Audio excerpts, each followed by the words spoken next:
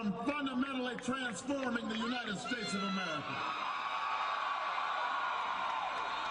All right, folks, I just had this conversation with somebody yesterday that when a man says he's going to fundamentally transform something, then could he love it?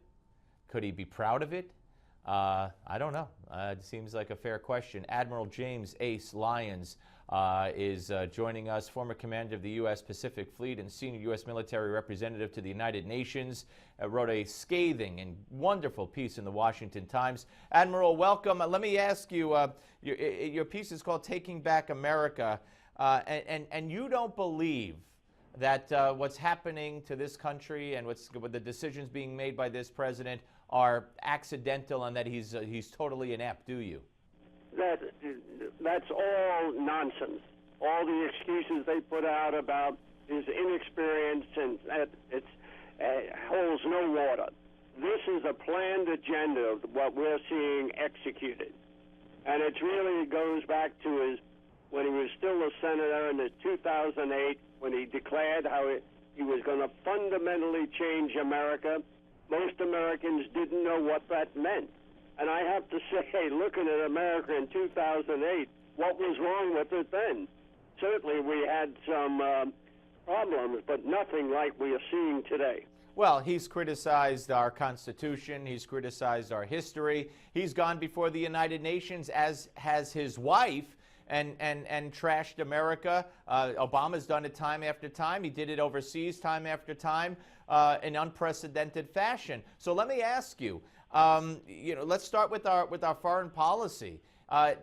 Country after country after country in the Middle East has dissolved into chaos, and we've seen the rise of Islamic fundamentalism. We know that the Muslim Brotherhood has its tentacles involved in U.S. government here in our top agencies.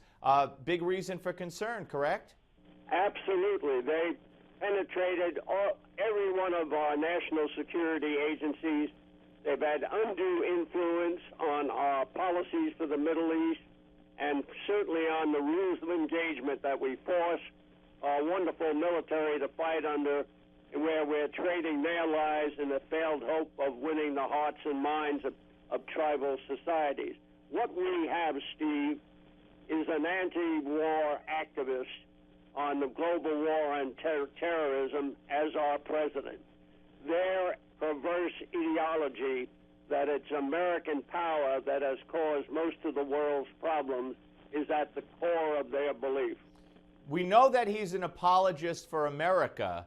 Do you believe that he's an apologist for radical Islam? Absolutely. There's no question in my mind.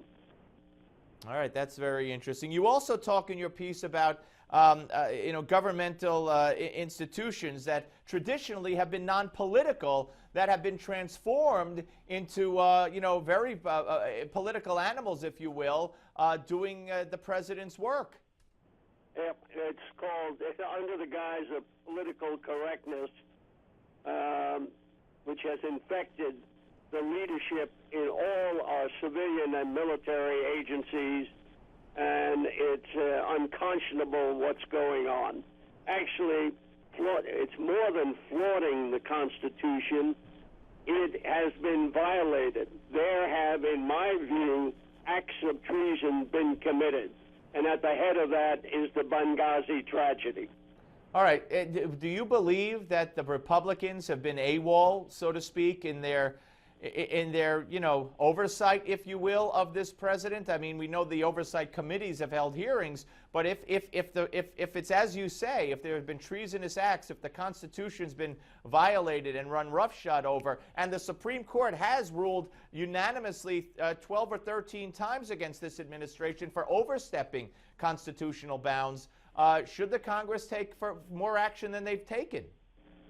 There's no question about it. We used to have giants in Congress like Stennis and Russell and Tip O'Neill.